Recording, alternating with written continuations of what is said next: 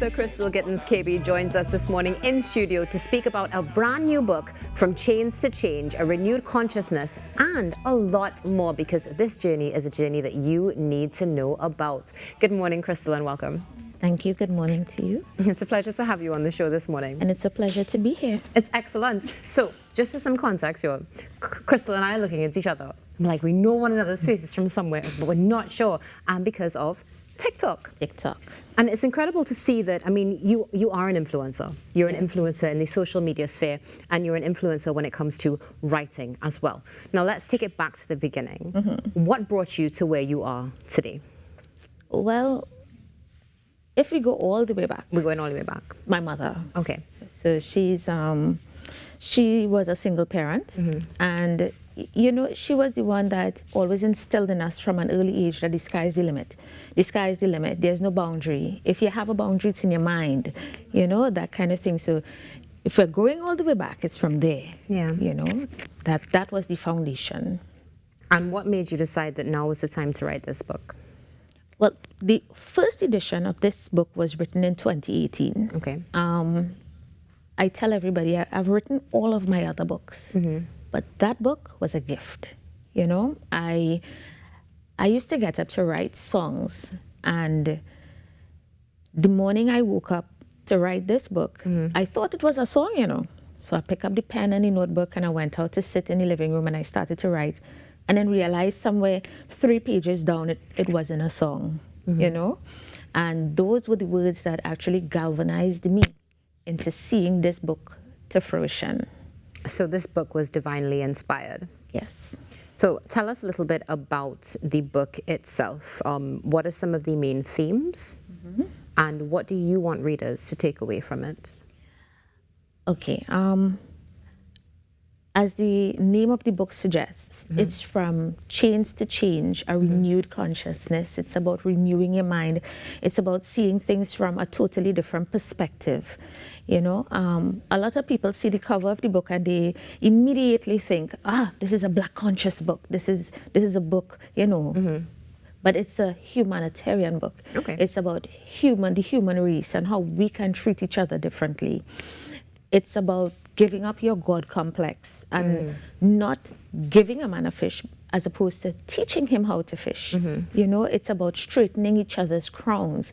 It's about change and understanding that it's not going to happen overnight, but we have to be the change that we want to see in others. It takes time. So what we need to do is treat each other the way we want to be treated. Oh, I love that. That's an incredible theme, and it's definitely then we're looking at a book that is aimed at transforming individuals and thus the community. Correct. Were there any particular events in your life that would have influenced you to get to this space mentally to be able to write this book? I, like every other adult, you know, you go through your different challenges in life, but I always knew that there was more, and I always crave knowledge. So I'm always reading, I'm always researching, and just like my TikToks, you know, I'm always researching something, you know. And I got to a point where I started doing a lot of introspection. So something would happen, and I would ask myself, what did you do to bring that situation to the point that it reached, and are you satisfied with how it is? And a lot of the times, you know, you would say no. And then I said, well, what can you do to change it? You know? And the next time that I would find myself in something, you know, I would be cognizant now of the way that I react, or the way that the responses I would give, and, you know, that kind of thing. So then it made me into a different person. So, you know, sometimes you don't go mad. Yes, I do. You know, but I also understand that that comes with a different energy. Definitely. You understand? It does. So it's not about just writing the book, it's actually living the book. It's actually a walk of life, you know?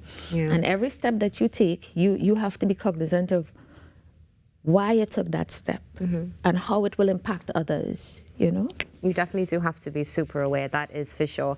And one of the things that I find so fascinating about you and your journey as well is that you're clearly invested in teaching.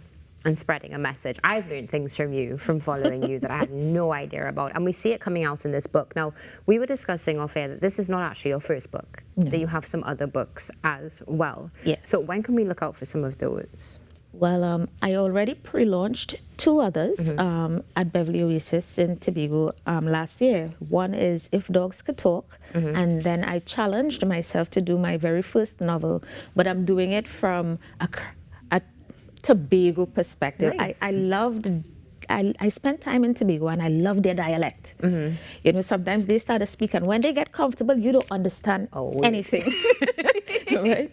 So it made me feel like I have to do a book from that perspective. Yeah. And I did one. I wrote it. The name of it is Life 0 to 50. Okay. Yeah, that one is really interesting because when I give it to people to read, it's like, I need more. You have to hurry up and publish this, you know?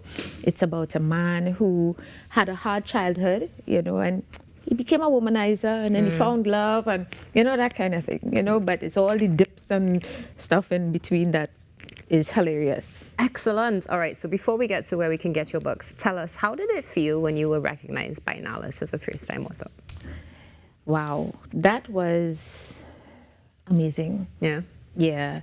I sat there and I felt very nostalgic. It was like it wasn't happening, but it was happening. Yeah. You know, it's one of the greatest experiences that I still identify today. Yeah, I mean, I can only imagine what it must have felt like, and especially now because your books are available online and at bookstores, right? Yes. So you're now walking into bookstores and you're seeing your books there aside from being online. I'm sure that must also evoke an incredible pride from you. It does. It does. And then when, you know, like when people see you on the street, they may not know your name, but they, Miss Author, you know, like that. I mean, you can't help but smile because you never saw it, you know. When you start writing your first book, you don't see that you're going to reach that point. Yeah. You know, and when you do, it's like, wow, I did this. And I mean, you're at this point now, but there's a lot more to come in the future. Yes. What can we expect from you in the future? In the very near future, I'll be reading at the Bocas Lit Fest. Excellent. At the end of this month. I'll be reading on the 27th. And I'm part of the Tobago Writers Guild, so they are also doing a lot. So, you know, I'll be doing a lot with them. You know? Wonderful. So we're looking forward to that. And of course, as we very briefly touched on, you have a great presence on social media. One of the things, if you could just share with us, as we speak about From Change to Change, and you mentioned the themes of the book of really being empowered. You know, many times when you are active on social media and you are a figure on social media, you can come under some sort of negativity and fire. How do you deal with those situations? Honestly, I believe that everybody is entitled to their opinion, right? My social media page, although I understand it's a public page, it is my opinion, and I usually say that, you know? So what you think about me is not my business.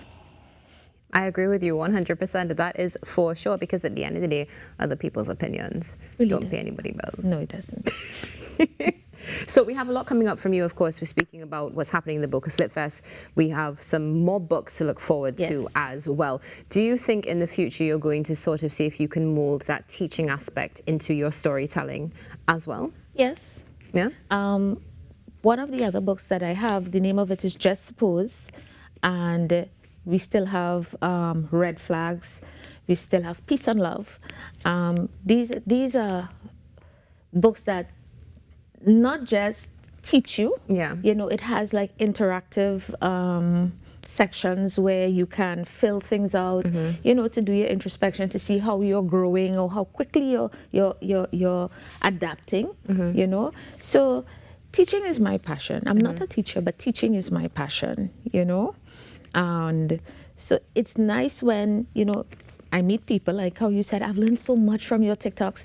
And you hear it from people, I didn't even know it had that in Trinidad. Or I didn't know it, you know. So it's nice. I mean, it does feel like you're a teacher, to be quite honest, and you are in a way, perhaps not in the conventional way, but as we continue to change in this world, things evolve and teaching evolves as well. One thing though, you have some quite provocative titles. I mean, you mentioned one a little bit earlier, if I'm not mistaken, Dog was in the title? If Dogs Could Talk. If Dogs Could Talk. And you just mentioned another provocative title. Life, 0 to 50. 0 to 50, and so much more. Is that intentional, or does it just come to you? Because we know you're divinely inspired from what you spoke about here. It just comes to It just comes to you. Interesting. I'm really looking forward to seeing what else you are going to bring to the table. Do you have any closing comments for Trinidad and Tobago this morning? As I said before, we have to be the change that we want to see in others. Yeah, we do. I couldn't agree with you more. It's been incredible to have you in studio this morning. Thank you so Crystal, much. thank you so much. Looking forward to your book and looking forward to more TikToks as well. Really looking forward to that because you can learn so much from the social media sphere as you've learned here this morning. Stay tuned because coming up after this, Ianka Will has a really interesting interview. We'll be back in a few. Saves in our soul.